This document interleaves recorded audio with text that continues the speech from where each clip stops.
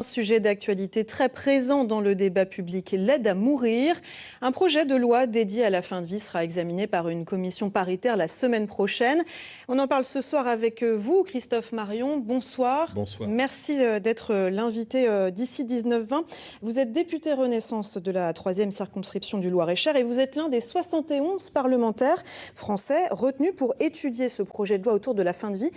Première question, pourquoi avoir voulu faire partie de ce cortège de parlementaires ?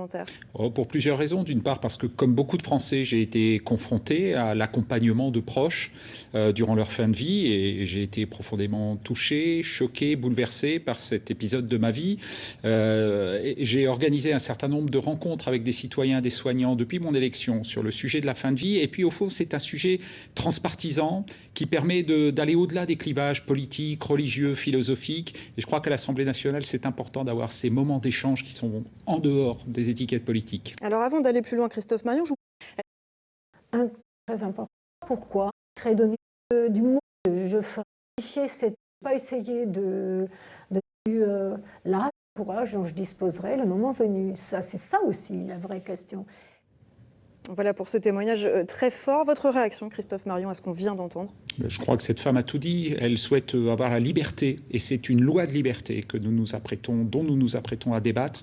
Elle veut avoir la liberté de choisir sa fin de vie et de partir dans la dignité. Je crois que ça, c'est quelque chose de fondamental aujourd'hui et que nous devons absolument respecter. Donner le droit aux malades de partir dans la dignité. Alors, le futur texte doit définir notamment les conditions d'un droit à mourir.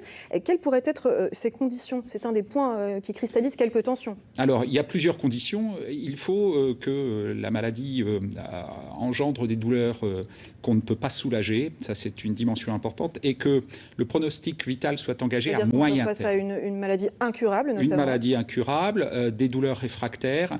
Et puis, une fin de vie qui doit subvenir à court ou moyen terme. Et ça aussi, c'est aussi un point très délicat de ce texte, de ce projet de texte. Exactement. Et ça va faire l'objet probablement de très nombreux débats au sein de la commission spéciale. Comment est-ce qu'on définit ce moyen terme ? Parce qu'au fond, on se rend compte qu'il est, selon les patients et selon les malades, il fait l'objet de représentations très différentes. Pour certains malades, le moyen terme, c'est quelques mois, parfois c'est quelques années. Et je crois que ça va être un des enjeux très importants du débat en commission. Alors, cette personne évoquait aussi la place et le rôle des médecins, évidemment très central, et qui divise aussi.